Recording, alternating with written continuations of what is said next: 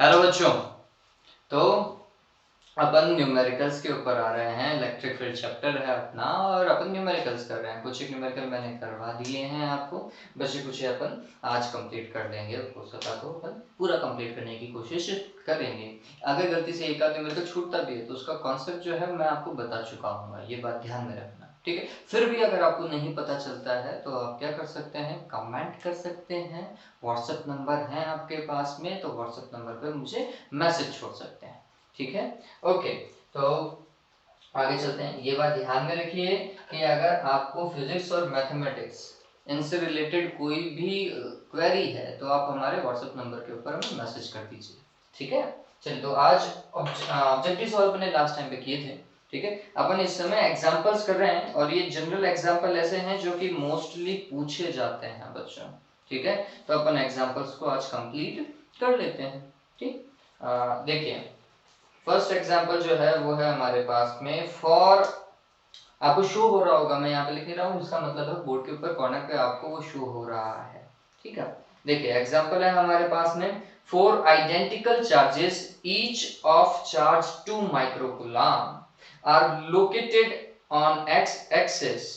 They are at 0, 2, 4, 8 centimeter. Determine the resultant force due to charge at 2 centimeter. देखिए, मैंने एक बार के लिए पूरा पढ़ दिया है क्वेश्चन को, लेकिन इसे थोड़ा सा अगर हम समझें तो ये क्या बोल रहा है हमें, ये बोल रहा है कि four identical charges each of 2 microcoulomb are located at x axis. तो ये एक्स एक्सिस बना दो, ठीक है। और जिस तरीके से हमें एक्स एक्सिस प्रोवाइड किया है अगले ने, वो बोल रहा है कि एक चार्ज तो 0 पर है, एक चार्ज 2 सेंटीमीटर पर है, एक चार्ज 4 सेंटीमीटर पर है और एक चार्ज 8 सेंटीमीटर पर। ये सारे सेंटीमीटर हैं, ठीक है।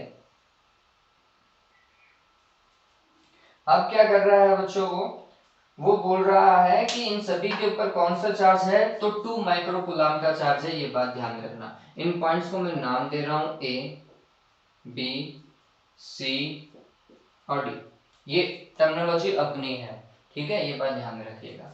और बोल रहा है कि चार्ज जो है, ईच चार्ज इज 2 माइक्रोकूलम, ठीक है, ये अपन को दिमाग में रखना है।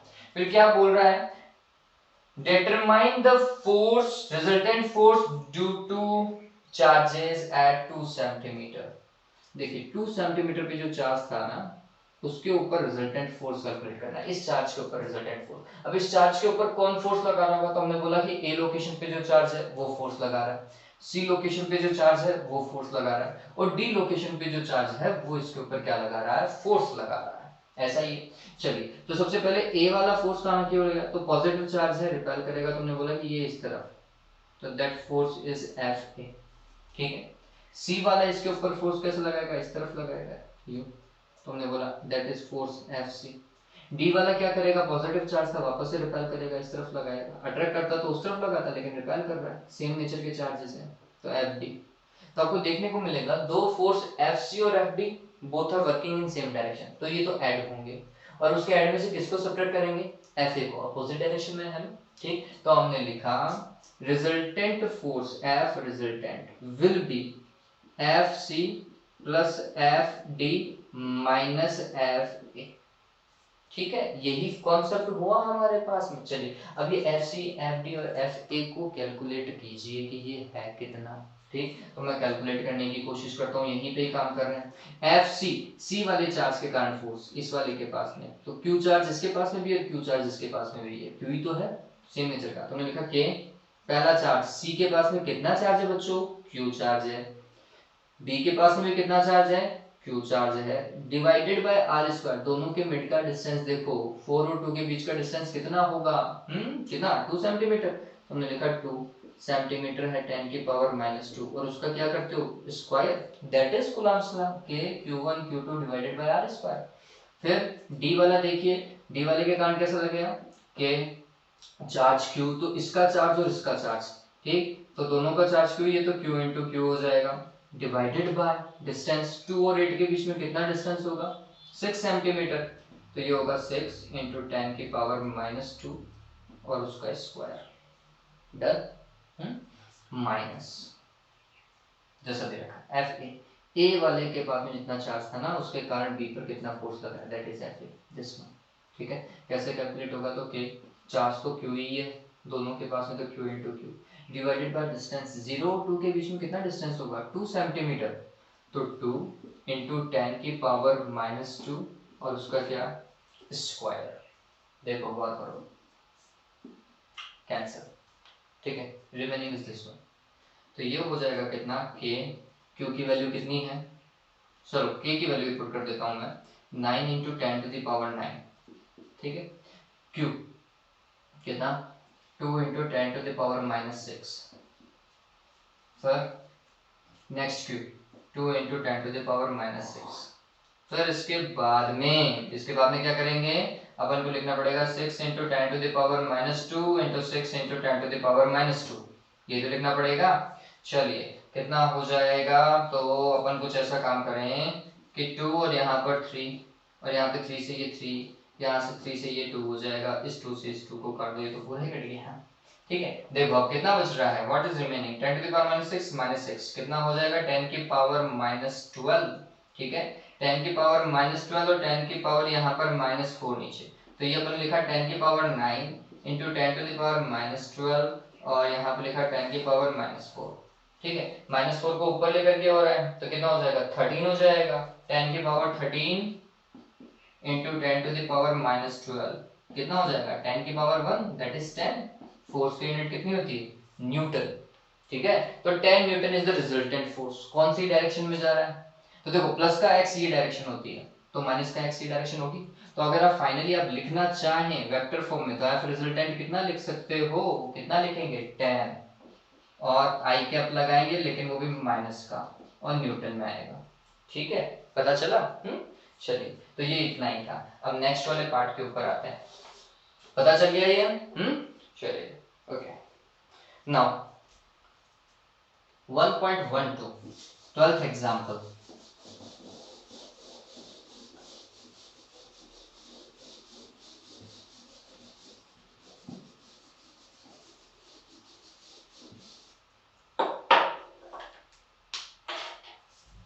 देखिए क्या बोल रहा है, 4 identical charges of magnitude small q are located at 4 vertices of a square। तो यहां पर अपन एक स्क्वायर बना देते हैं, ये अपने पास में एक स्क्वायर है ना, ये स्क्वायर अपन ने मान लिया बच्चों। ठीक, स्क्वायर की सारी साइड इक्वल होती है क्या, तो ये सारी की सारी साइड ये मान लिया अपन। फिर क्या बोल रहा है, सभी कॉर्नर्स के ऊपर, सभी वर्टिसेस के ऊपर सेम मैग्नीट्यूड का चार्ज है, आइडेंटिकल चार्ज, तो सारे मतलब एक जैसे चार्ज होंगे। सवाल बहुत ही अच्छा सवाल है बच्चों। ठीक, फिर इनको नाम दे दो, ए जिसे नाम दे दिया बी, इसको दे दिया सी और इसको दे दिया डी। ठीक है, तो क्या बोल रहा है, और सही, calculate the resultant force on the each charge due to other charges. Okay, क्या बोल रहा है, calculate the resultant force on each charge, सभी चार्ज के ऊपर आपको रिजल्टेंट फोर्स कैलकुलेट करना है। अब स्क्वायर है बच्चों, तो जितना एक के ऊपर चार्ज लगेगा उतना का उतना अदर के ऊपर भी सेम मैग्नीट्यूड का चार्ज लगेगा। डायरेक्शन अलग अलग हो सकती है, लेकिन फोर्स का जो मैग्नीट्यूड है दैट विल बी सेम। ठीक है, तो अपन एक के ऊपर कैलकुलेट कर लेंगे। ठीक, और वही सभी के ऊपर होगा, क्योंकि डायरेक्शन के लिए तो अगले ने बोला ही नहीं है ना। तो मैं इसका ऐसा रख देते हैं। ओके, तो देखो कैलकुलेट करने की कोशिश करें। देखिए, तो हम बोल रहे हैं कि ये जो बी पॉइंट के ऊपर जो चार्ज है ना, इस चार्ज के ऊपर फोर्स देखेंगे, इस चार्ज के ऊपर फोर्स देखेंगे, तो ए वाला जो चार्ज है वो इसके ऊपर फोर्स लगाएगा, तो हमने बोला that force will be F A. ठीक है, सी वाला चार्ज भी इस वाले क्यू चार्ज के ऊपर फोर्स लगाएगा, तो हमने बोला that force will be F C. ठीक, और ये एफ सी और एफ ए दोनों एक दूसरे के परपेंडिकुलर काम कर रहे हैं। ये पॉसिबल था कि इन दोनों के कारण जो फोर्स लगे, इन दोनों का जो रिजल्टेंट है एफ ए और एफ सी का, that would be F A C, वो इस डायरेक्शन में काम करेगा। अगर सेम मैग्नीट्यूड के ये फोर्स बन जाते हैं ना, अगर ये दोनों फोर्स सेम मैग्नीट्यूड के हैं, तो इन दोनों का रिजल्टेंट बिल्कुल बीचों बीच में से जाएगा, it will pass through the mid of this forces. ठीक है, अब क्या होगा बच्चों, नेक्स्ट पार्ट देखो, हम बोल रहे हैं ये डी वाला चार्ज भी तो इसके ऊपर फोर्स लगाएगा, ये कितना फोर्स लगाएगा एफ डी, तो आप गौर करो, फाइनल जो फोर्स होगा बी के ऊपर वो कैसा होगा, इन दोनों फोर्सेस का सम होगा। क्यों होगा, क्योंकि एफ और एफ सी का तो ये निकल गया रिजल्टेंट फोर्स, और एक डी का ही तो बच रहा था, तो डी वाले के कारण ये वाला फोर्स लग रहा है। तो ये दोनों फोर्स निकाल करके अगर उनको ऐड भी कर देंगे ना मैग्नीट्यूड वाइज, तो हमें रिजल्टेंट फोर्स पता चल जाएगा। ठीक है, चलिए काम करना चालू करते हैं बच्चों। तो सबसे पहले मैं कैलकुलेट कर रहा हूं एफ ए फोर्स, फिर एफ सी और फिर एफ डी, उसके बाद में देखते हैं काम। तो हमने देखा F a force, F A कितना होगा के, सभी के पास में क्यू ही चार्ज है, तो हमने लिखा Q into Q, that will B Q square divided by distance, देखो ए स्क्वायर आएगा नहीं आएगा, तो ये ए स्क्वायर हो गया।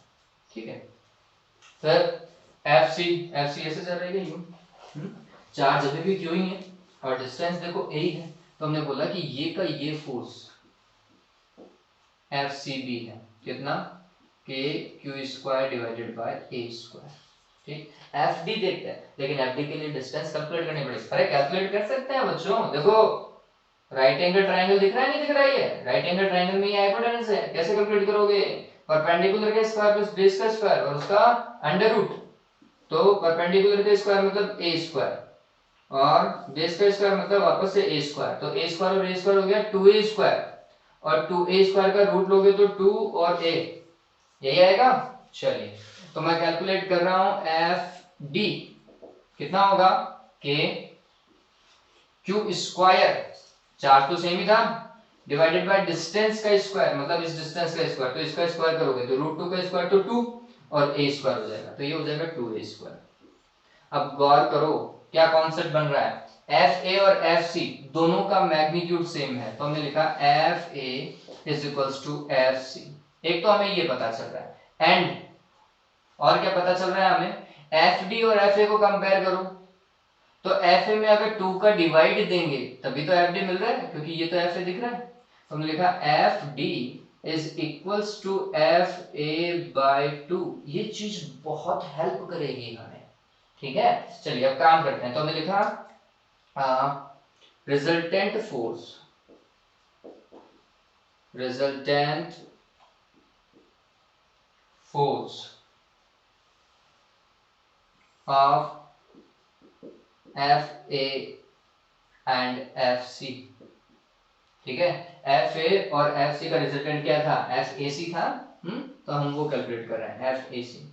क्या होगा, दो फोर्स अगर थीटा एंगल पे काम करें तो क्या होता है formula, A square plus B square plus 2ab cos theta, ये दो करते हैं उसका अंडर रूट करते हैं नहीं करते हैं, तो हम वही काम कर रहे हैं। तो ए स्क्वायर की जगह एफ ए का स्क्वायर, बी स्क्वायर की जगह एफ सी का स्क्वायर प्लस 2ab मतलब 2f a f c, फिर cos थीटा, cos एंगल देखो 90 है नहीं है दोनों के बीच में, स्क्वायर था ना 90 डिग्री। ठीक है, तो ये जीरो हो जाएगा, ये जीरो हुआ तो ये वाला टर्म तो हमारे लिए यूजलेस हो गया। अब इतने से काम कर लेंगे, क्या हो जाएगा, अंडर रूट एफ ए का स्क्वायर, तो देखो एफ ए और एफ सी दोनों इक्वल हैं, तो हमने लिखा एफ ए का स्क्वायर प्लस एफ ए का स्क्वायर, वैल्यू बाद में रख के रहेंगे, क्या हो जाएगा 2f a का square, that will be root 2f a, यही है क्या, that is F A C.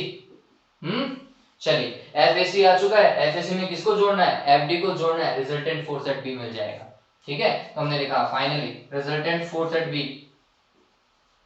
Resultant force at B क्या हो जाएगा, एफ रिजल्टेंट लिख रहा हूं, क्या होना चाहिए, एफ ए सी में ऐड करना पड़ेगा एफ डी को, एफ ए सी कितना है बच्चों, हमने क्या निकाला है, root 2f a, F D देखो हम कितना बोल रहे हैं, एफ ए बाई 2, कुछ समझ में आ रहा है, एफ ए को कॉमन ले सकता हूं नहीं ले सकता हूं, ले लें कॉमन, तो ये एफ ए को कॉमन लिया, क्या हुआ रूट 2 प्लस 1 बाई 2। ठीक है, अब एफ ए देखो, एफ ए कितना है, F A K Q square divide by A square और यहाँ पर root 2 plus 1 upon 2, that is the answer. अब अगर q और a की वैल्यू दी होती तो हम वैल्यू पुट कर सकते थे, ठीक है, अदरवाइज तो अपना यही क्वेश्चन और यही आंसर और यही सॉल्यूशन। ठीक है, पता चला? हो गया ये सवाल, सिंपल सा था, बस थोड़ा सा लॉजिक 11th का लग रहा है यहाँ पर। ठीक है, चलिए नेक्स्ट को सॉल्व करते हैं, दैट इज एग्जाम्पल 1.13। ठीक, देख लीजिएगा, उतार लीजिएगा, वीडियो को पॉज करें और इस चीज को उतारें। ठीक, ओके, तो नेक्स्ट क्वेश्चन इतनी देर आपको सामने दिख रहा होगा। नेक्स्ट क्वेश्चन आप पढ़ लीजिए, नेक्स्ट क्वेश्चन को क्या आ रहा है।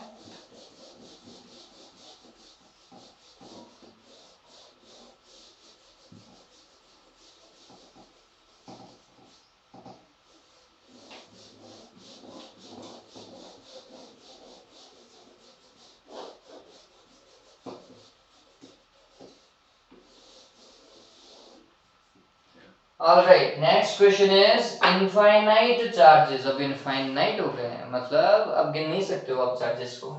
ठीक है, infinite charges of 4 microcoulomb are placed at 1 metre, 2 metre, 4 metre, 8 metre respectively on x axis. Determine force on 1 coulomb charge at origin due to these charges. आप देखो क्या बोल रहा है, 4 माइक्रोकूलम के चार्ज है, ठीक है, कहां पर रखे हुए हैं, 1 2 4 8 और आगे चल रहा है, और एक कूलम, सिर्फ एक कूलम का चार्ज जो है वो कहां रखा हुआ है, ओरिजिन पर रखा हुआ है, 0 पर रखा हुआ है, और ये सारे के सारे एक्स एक्सिस के ऊपर हैं, तो ये अपना एक्स एक्सिस बना दिया अपन ने। ठीक है, और इस एक्स एक्सिस पे ये ओरिजिन, इस ओरिजिन ओ पॉइंट के ऊपर एक कूलम का चार्ज है, that is Q not charge मान लेता हूं मैं अभी। ठीक है, तो ये क्यू नॉट चार्ज है, और यहां पर 1 मीटर माने ए पॉइंट, ठीक है, इसके ऊपर 4 माइक्रोकूलम का क्यू चार्ज, फिर 2 मीटर के ऊपर बी पॉइंट, इसके ऊपर भी क्यू, दैट इज 4 माइक्रोकूलम, फिर 4 मीटर के ऊपर एंड देन 8 मीटर, इनके ऊपर क्यू क्यू चार्ज है सी डी, और ये इसी तरीके से एक्स एक्सिस के ऊपर चार्ज जो है आगे चल रहे हैं, 16 मीटर पे भी मिलेगा, 32 मीटर पे भी मिलेगा, इस तरीके से आपको चार्ज दिखेंगे।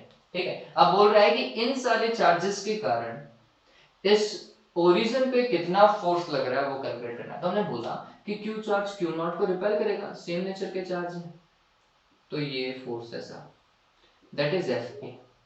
ठीक है, फिर ये वाला चार्ज भी इसको रिपेल करेगा, दैट इज एफ बी, ये वाला चार्ज भी इसको रिपेल करेगा, तो हमने बोला दैट इज एफ सी, ये वाला चार्ज भी इसे रिपेल करेगा, दैट इज एफ डी, और इस तरीके से तो ये फोर्स बच्चों लगातार चलते ही जाएंगे। अपनी एबीसीडी उतनी नहीं है जितने तो ये चार्ज लगे हुए हैं वहां पर। ठीक है, तो अपन ने बोला अभी चलो चार्ज से काम चला लेते हैं, इतने से हमारी कैलकुलेशन जो है वो शायद हो जाएगी, ऑलमोस्ट तो पहुंच ही जाएंगे। चलिए, तो हमने बोला सारे फोर्सेस एक ही डायरेक्शन में है, तो सबको ऐड कर दो आराम से। ठीक है, अब पता चलना चाहिए कि वो फोर्स, मतलब वो चार्ज कितना है, डिस्टेंस कितना है, वो सारी चीजें पता होना चाहिए। तो हमने कहा रिजल्टेंट फोर्स एट ओरिजिन, ठीक है, और resultant force working on 1 coulomb charge will be, क्या हो जाएगा, सम करो, F A plus F B plus F C plus F D dot dot dot, जितने भी आगे हैं। चलिए अब देखो क्या होगा, F A F A F A F A, ये वाला इन दोनों के बीच में, तो हमने लिखा के charge Q naught, Q one Q two आ गया ना, हो गया, डिवाइडेड बाय इन दोनों का स्क्वायर करो, मतलब इस डिस्टेंस का स्क्वायर होना चाहिए, डिस्टेंस कितना है, 1 मीटर है ना, तो 1 का स्क्वायर होगा। फिर एफ बी देखो, एफ बी कैसे देखेंगे, एफ बी के लिए हमें करना पड़ेगा इन दोनों के लिए। ठीक है, ये कैसा होगा, के क्यू नॉट, क्यू और क्यू नॉट के बीच में ही है, डिवाइडेड बाय डिस्टेंस कितना है, 2 का स्क्वायर कर दूं।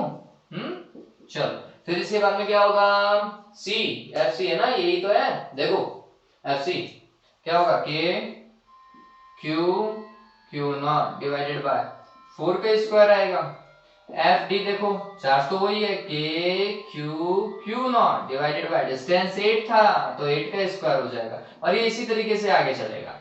आपको पता चल गया होगा कुछ कॉमन दिख रहा है part, that is similar part है ना, तो हमने लिखा के क्यू नॉट इज कॉमन, यहाँ पर क्या हो जाएगा, 1 बाय 1 हो जाएगा, क्या 1 का स्क्वायर 1 ही होता है, 2 स्क्वायर क्या हो जाएगा 4, 1 बाय 4 का स्क्वायर दैट विल बी 16, 8 का स्क्वायर 64, और ये तो इसी तरीके से चलने वाला है। चलिए अब गौर करो, दिस इज जीपी, ऐसा ही है क्या? मैथमेटिक्स वालों को तो समझ में आ गया होगा, 1/4 से हर बार मल्टीप्लाई हो रहा है, इसको 1/4 से मल्टीप्लाई किया तो 1/4, 1/4 को वापस से 1/4 से मल्टीप्लाई करो 1/16, इसको वापस से 1/4 से मल्टीप्लाई करो 1/64, ठीक है। इसका मतलब वो जो डिफरेंस था, है ना, डिफरेंस इज 1/4, ठीक है। तो हमने बोला कि यहाँ पर जो बार बार मल्टीपल में आ रहा है दैट वैल्यू इज 1/4। तो इसका सम कैसे करेंगे? तो हमने बोला इनफाइनाइट चार्ज की सीरीज है जीपी, और उसका सम क्या होता है? a divided by 1 minus r. a is the first number, r is that value which is multiplied to the each term, ठीक है। तो क्या होगा? वैल्यू पुट करते हैं अपन, k 9 into 10 to the power 9, ठीक है।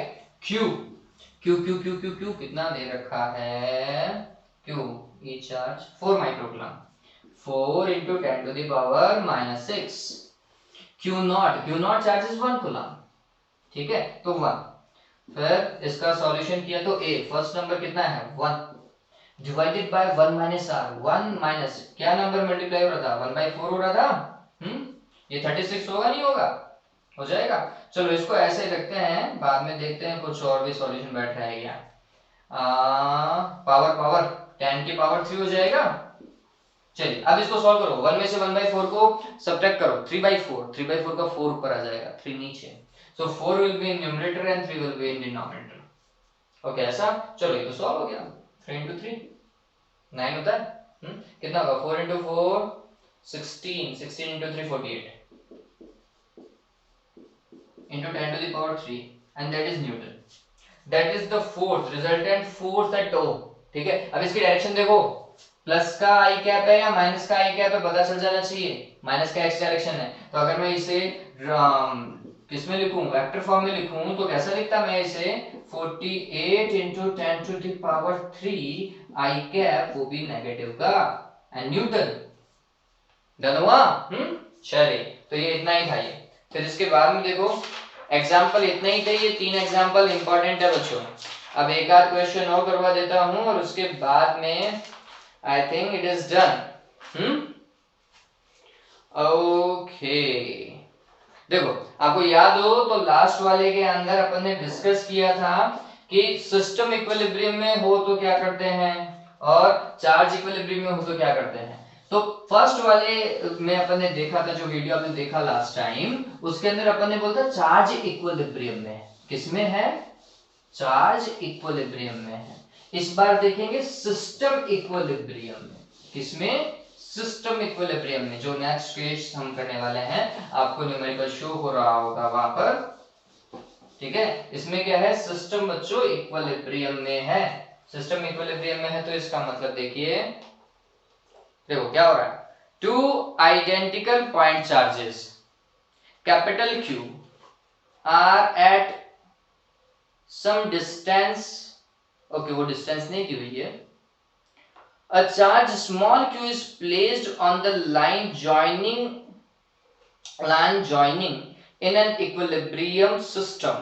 What would be the value and the nature of charge small q so that the system should be in equilibrium? अब देखो क्या बोल रहा है, What will be the value and the nature of charge small q? इस बार क्या बोल रहा है? नेचर भी बोल रहा है और मैग्नीट्यूड भी पूछ रहा है कि कितना होगा, so that the system is in equilibrium. अब यहाँ पर इसके अंदर एक दिक्कत जो है वो ये है कि the charge q is placed on the line joining is in between, है ना, that charge is placed in between both the given charges or two identical charges. ये ध्यान में रखिएगा, ये थोड़ा सा टाइप नहीं हुआ है इस क्वेश्चन में। तो कैपिटल Q चार्ज, यहां पर भी कैपिटल Q चार्ज और small q charge is placed in between, ठीक है। तो अगर इनके मिड का डिस्टेंस r है तो that will B r/2 and r/2।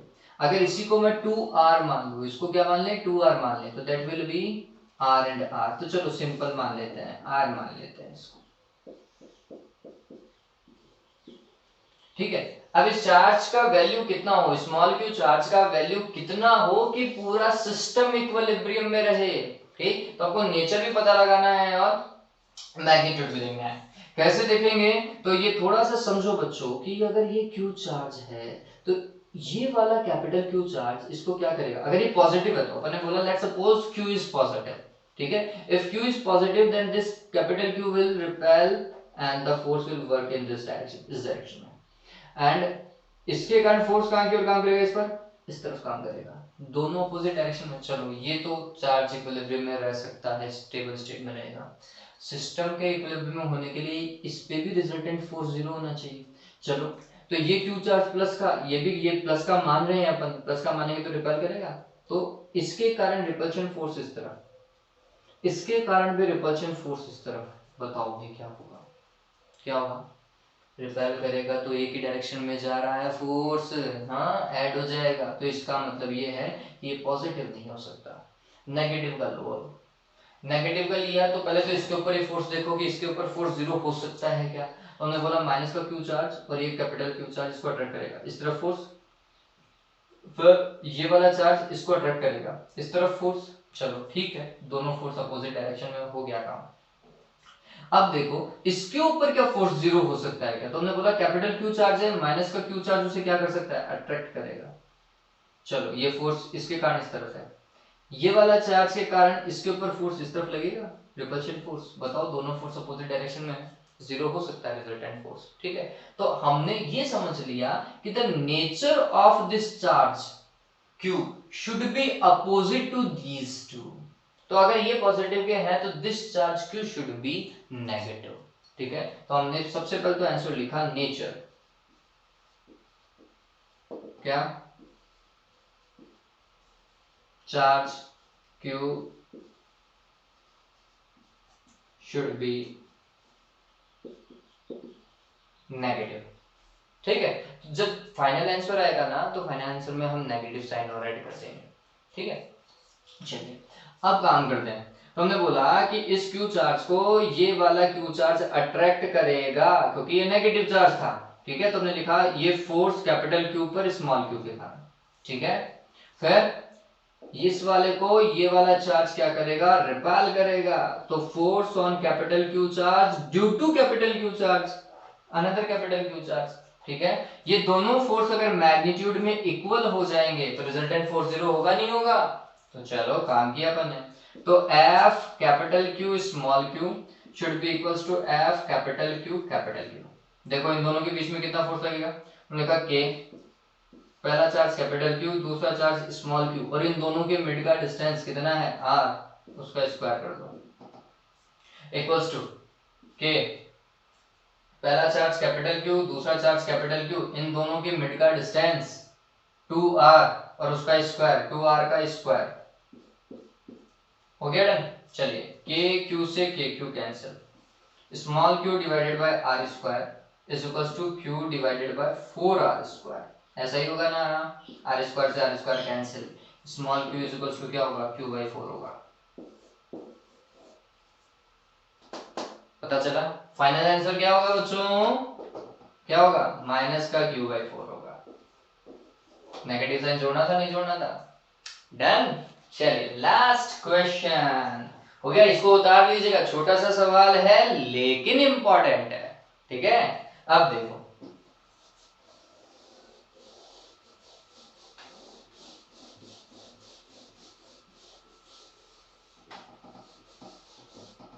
Last question देखें, calculate the ratio of acceleration of proton, neutron and alpha particle in a uniform electric field. आपको क्या कैलकुलेट करना है, acceleration of charges, acceleration of charge into electric field क्या होता है बच्चों को समझिए।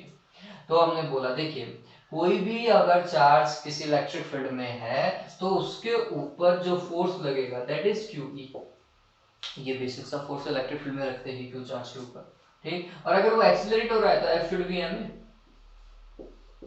सो A is equals to QE divided by m, है ना, दैट इज द फार्मूला।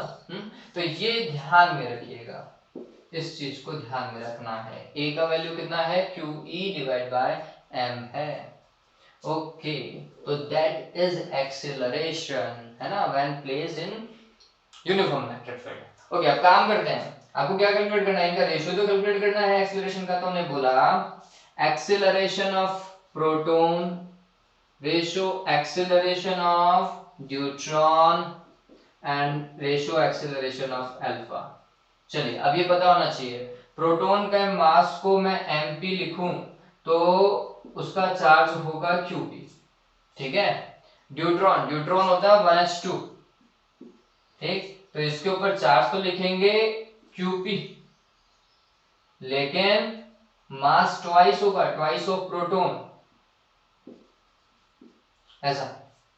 फिर alpha, alpha is nucleus of helium, nucleus of helium, nucleus of helium इसका मतलब twice of charge of proton and 4 times of mass of proton, ठीक है। इस तरीके से इनका मास आएगा। चलिए, तो ए का काम करते हैं। तो हमने लिखा Q फॉर प्रोटॉन, प्रोटॉन के लिए इलेक्ट्रिक फील्ड यूनिफॉर्म था, सभी के लिए सेम है, एंड मास ऑफ प्रोटॉन। यहाँ पर Q of neutron, electric field सभी के लिए सेम था, एंड मास ऑफ न्यूट्रॉन, ठीक है। फिर यहाँ पर Q of alpha, electric field सभी का सेम, और मास ऑफ अल्फा, ठीक है।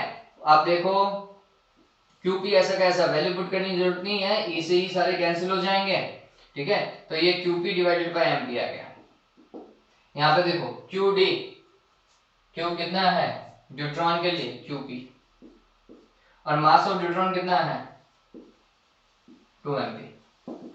अल्फा के लिए twice of QP and 4 times of MP, यही तो था। चलिए, जो कैंसिल हो रहा है उसको काटो,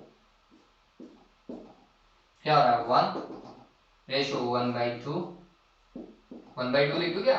दैट इज द आंसर, यही तो है। अब चाहे तो उसका एलसीएम ले सकते हैं, एलसीएम लोगे तो क्या आ जाएगा 2:1:1, डन, ठीक है। तो 15 क्वेश्चन भी अपना हो गया है। अब जो क्वेश्चन अगर रिमेनिंग भी है बच्चों, तो ये अब आपके लिए है, आप इन्हें सॉल्व करें। हाँ, फिर नहीं आता है तो आप हमें वो क्वेश्चन व्हाट्सएप कर सकते हैं, ठीक है। फिर क्या करना है, वीडियो को लाइक करना है, शेयर करना है, चैनल को सब्सक्राइब करना है। Have a good day.